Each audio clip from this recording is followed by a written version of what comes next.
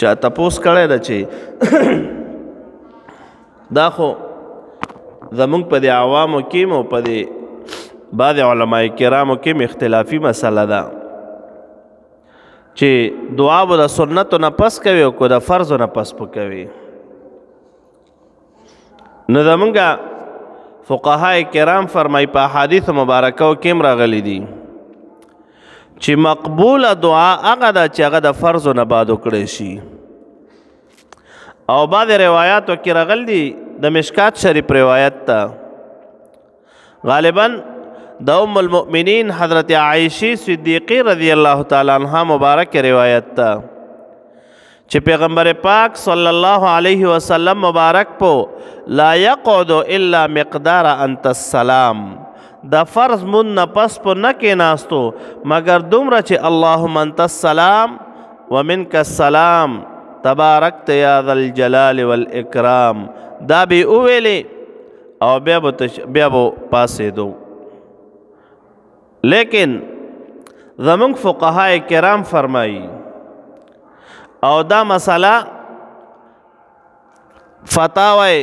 هندیه ذکر کړې ده، فتاوی هندیه چې عالمگیری وتام وایي هغې دا لیکلي دي چې کم څه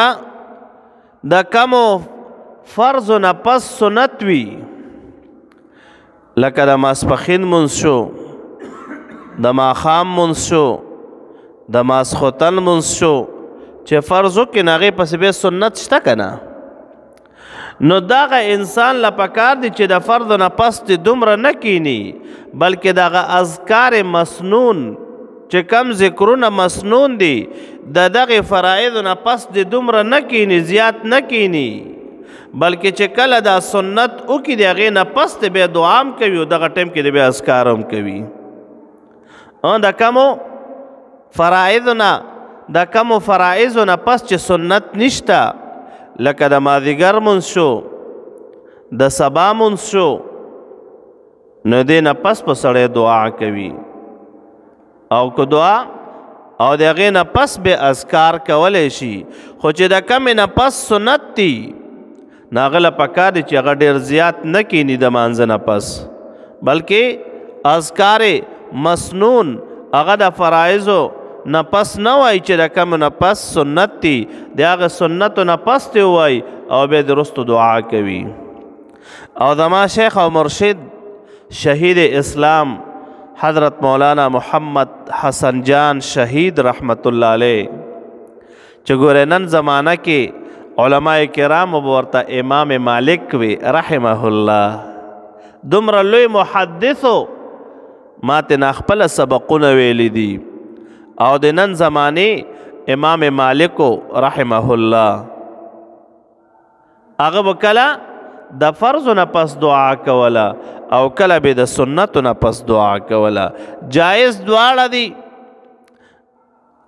نو ما درته وویل ښه عالمګیري دا مسله ذکر کړې ده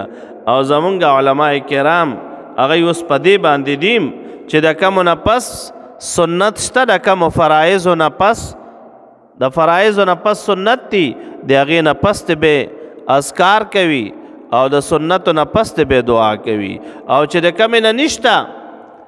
نو د فرایضو نه پس اذکار وکړه